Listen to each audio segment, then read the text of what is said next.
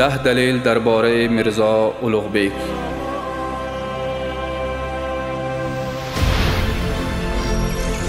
میرزا اولوغبیک 22 مارس سال 1394 در تولد شده است.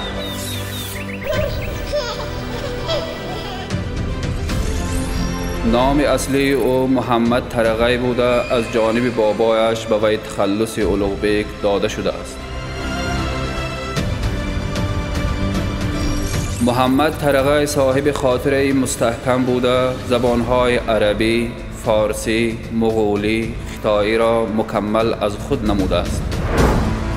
اولوغبیک در سن 15 سالگی به تخت بابایش امیر تیمور می نشیند.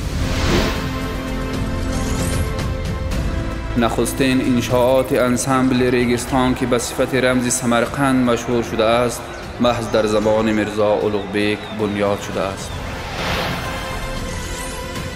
در طبقه های در مدرسه در بخارا بنیاد کردهش با زبان عربی خطابه آموختن علم برای مرد و زن مسلمان فرض است را نوشته نصب نموده است. میرزا اولوغبیک بین سالهای 1424 1429 رصدخانه را بنیاد می کند.